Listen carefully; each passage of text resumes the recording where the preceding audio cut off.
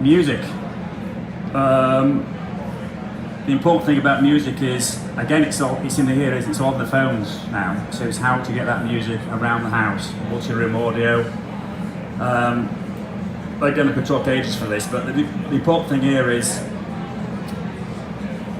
Bluetooth. You have speakers, Bluetooth speakers, but keep it minimalistic. Get those tops clear, because all these speakers require a plug. So you know, when you go around your house with the electrician and say how many plugs do you want in your house, you can never have enough plugs, can you? So let's eliminate the music from the plug scenario. So you can build the speakers into the house, use the device to say, right, I want to play music in the kitchen, I want to join it with the lounge, put it in party mode, and then keep all the areas clear of clutter. Wi-Fi, critical. Most important thing with Wi-Fi is don't leave it to your router, with the router that BT give you or Virgin give you. You must have what you call a meshed Wi-Fi throughout the house, and I'll see a plan in a minute. It's more often that router is going to be tucked away somewhere, so you want to have meshed Wi-Fi, so when you walk around with your devices, it doesn't drop signal. And also as well, but don't rely on Wi-Fi. You must have a structured cable network throughout the house. Cat6, a typical TV point we do is 3 Cat6s and a coax CT100, which is the aerial free to air. Because I tell people, still put your aerial in there to the TV point, because a lot of people don't watch TV through aerial anymore, they just watch it through Sky.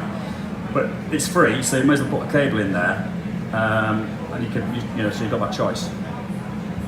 What's the most expensive cable you can put into a house? Anybody know? Most expensive cable? It could be your gold-plated HMI, but it's not. It's the cable that you forget to put in when you're building your house. You just start chasing away in the walls. Damn, I should put that cable in. So it needs to be planned.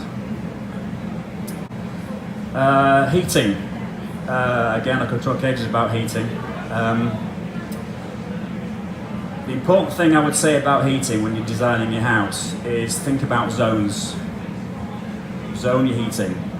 Make sure you can control heating in different areas, because what we don't want to be doing is heating parts of the house that you don't live in. And it's all controlled by temperature now. So again, wireless thermostats through to these phones, so you can say, right, in the lounge I want it at 16 degrees or 18 degrees, and control your temperature. And you can have holiday mode and lots of other things as well. Also as well, there's other things to think about if you're doing underfloor heating. It's what I call the cold feet syndrome. Depending on what you've got on the floor, whether it's a stone floor or a wooden floor, the way modern houses are built nowadays, it retains the heat an awful lot. So typically, a heating company will put a thermostat on the wall and the heating probes in the thermostat. So we'll take the heat in the room ambient temperature. So therefore, the floor won't call for heat. So next thing you know, you've got a cold floor, even though the room's at temperature. Because a lot of people now at home like to walk around in bare feet, and I get people calling us all the time saying, well, I've got the heating in the house, but I've got a cold floor. The important thing is get a heating probe into the floor so it takes the temperature of the floor as well as the ambient temperature. Security is a personal thing. CCTV, intruder alarm.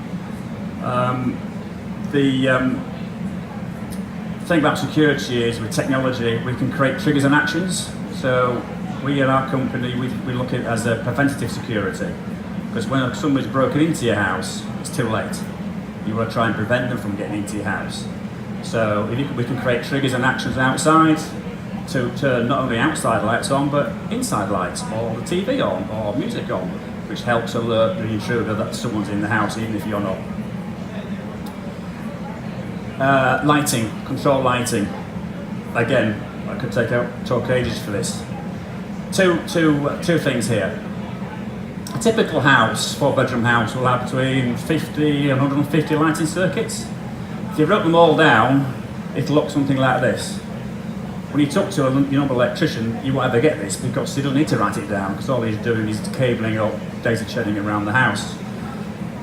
But a lighting circuit traditionally just goes to the typical lighting switch.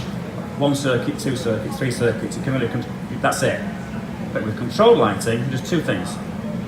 One, it can declutter the wall and just have a nice neat square switch there, so which button can control not just one circuit, any number of circuits. In fact, any circuit in the whole house that comes to it. But also as well, we can actually create a lighting scene, which is completely transforms your house now. So now we can control several circuits, but if they're dimmable circuits, they can be at 60%, 50%, 20%. So now we can create a theme. So it's actually, that's a wow factor.